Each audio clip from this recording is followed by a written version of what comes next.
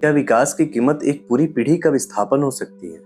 और क्या एक नदी केवल पानी का स्रोत होती है या फिर लाखों लोगों की पहचान भी?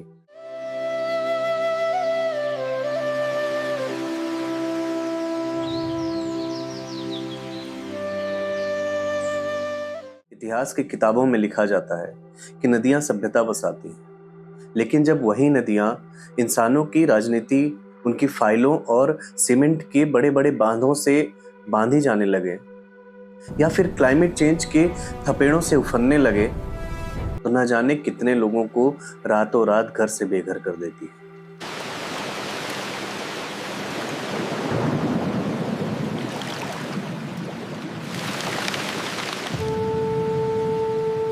आज आकाश कहीन में हम एक ऐसी दास्तान की परतों को उखाड़ रहे हैं जहां एक ओर बुंदेलखंड के प्यासी जमीनों को पानी देने का सपना है, तो वहीं दूसरी ओर पन्ना के घने जंगलों में अपनी चिताओं पर लेटे हुए आदिवासियों की चीखें हैं।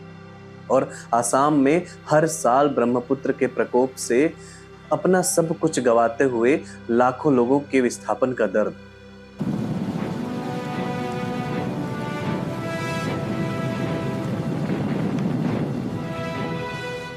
नमस्कार, मैं हूं आकाश और चलिए शुरू करते हैं।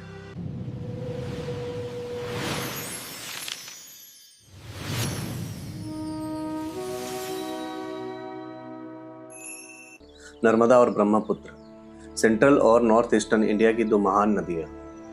जियोलॉजिकल सर्वे ऑफ इंडिया और आर्कियोलॉजिकल स्टडीज के अनुसार नर्मदा वैली के हथनोरा में मिले नर्मदा मैन के फॉसिल्स और आसाम के ब्रह्मपुत्र वैली का इतिहास यह साबित करता है कि इन दोनों नदियों के तटों पर मानव सभ्यता यानी कि ह्यूमन सिविलाइजेशन लाखों साल से अपनी सांसें ले रही है।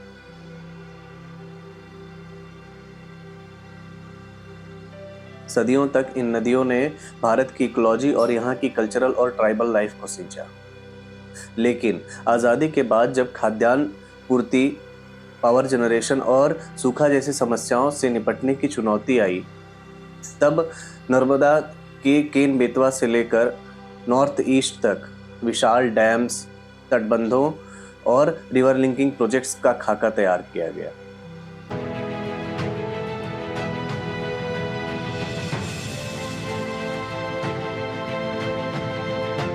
सेंट्रल वाटर कमीशन और ऑफिशियल डेटा के अनुसार इन मल्टीपर्पस प्रोजेक्ट्स के उद्देश्य बिल्कुल स्पष्ट थे।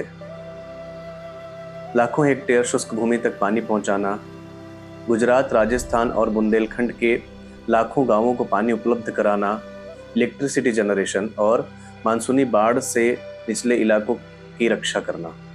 गवर्नमेंट और योजनाकारों का यह मानना था कि देश के दीर्घकालिक जल, ऊर्जा और बाढ़ के संकट को हल करने का यह एक अपरिहार्य और राष्ट्र निर्माण का कदम था। इतिहास का यह नियम रहा है कि जब भी मनुष्य प्रकृति के विशाल चक्र को बदलने की कोशिश करता है, तो उसके परिणाम हमेशा कागजी फाइलों जैसे सीधे नहीं रहते। एक तरफ सूखी जमीन को पानी पहुंचाने का दावा था, तो वहीं दूसरी तरफ वो लोग थे जो इन नदियों के किनारे सदियों से रहकर विस्थापन का दंश झेल रहे थे। और यहीं से शुरू हुई विकास बनाम विनाश की बहस, जहां एक ओर Ken Betwa river linking project में 77 मीटर दौधान डैम के कारण लगभग 10,000 परिवार बेघर होने की कगार पर हैं और पन्ना टाइगर रिजर्व के लगभग 20 लाख पेड़ काटे जा रहे हैं। वहीं दूसरी ओर नॉर्थ ईस्ट के आसाम में कहानी का एक और दर्दनाक पहलू सामने आता है।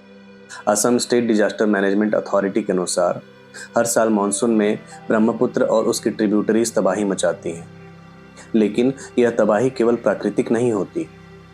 1950 के बाद से अब तक ब्रह्मपुत्र नदी आसाम के लगभग 4.2 लाख हेक्टेयर से अधिक उपजाऊ जमीन को अपने पेट में समा चुकी है।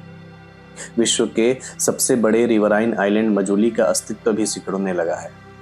ऊपरी इलाकों में अविवेकपूर्ण निर्माण, जंगलों की कटाई और इनइफेक्टिव तटबंधों ने बाढ़ की समस्या को और बढ़ा दिया है।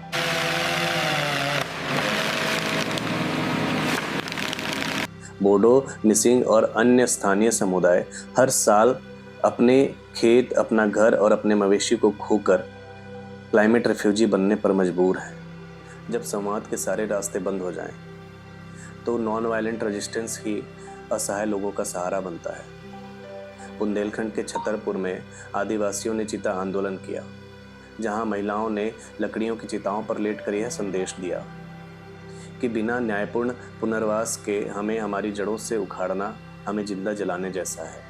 यह स्थिति बरबसी नर्मदा बचाओ आंदोलन की याद दिलाती है, जहां मेघा पाटकर ने जल समाधि लेकर दुनिया का ध्यान अपनी ओर खींचा था।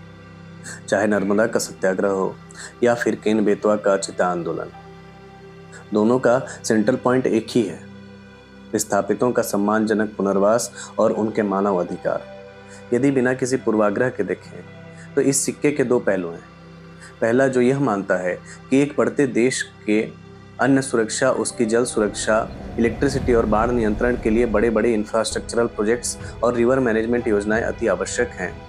वहीं दूसरा पहलू हमें यह याद दिलाता है कि विकास की इस दौड़ में उन जनजातियों का अधिकार, उनके ट्राइबल कल्चर्स और इन्वायरमेंट का प्रोटेक्शन भी उतना ही आवश्यक है, जो सबसे ज़्यादा कमज़ोर है।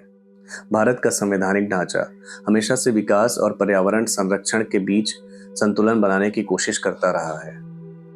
अदालतों, सरकारों और नागरिक समाज के बीच आज भी यह विमर्श जारी है कि इस संतुलन को और बेहतर कैसे बनाया जाए। इतिहास गवाह है कि विकास के हर बड़ी इमारत और बांध के नीचे किसी न किसी बेघर इंसान की आह दबी होती है। केन बेतवा और दौधान डैम जैसे प्रोजेक्ट्स लाखों लोगों को पानी और सुरक्षा तो प्रोवाइड करा सकते हैं, लेकिन क्या हम विस्थापितों के दर्द और पर्यावरण के विनाश की कीमत का संतुलन बना पाने में समर्थ हैं? आपकी इस बारे में क्या राय है? भारत जैसे विशाल और विकासशील देश के लिए सबसे कठिन कार्य क्या है? तेज विकास, पर्यावरण संरक्षण या फिर प्रभावित लोगों का सम्मानजनक पुनर्वास? अपनी सोच कमेंट सेक्शन में जरूर साझा करें।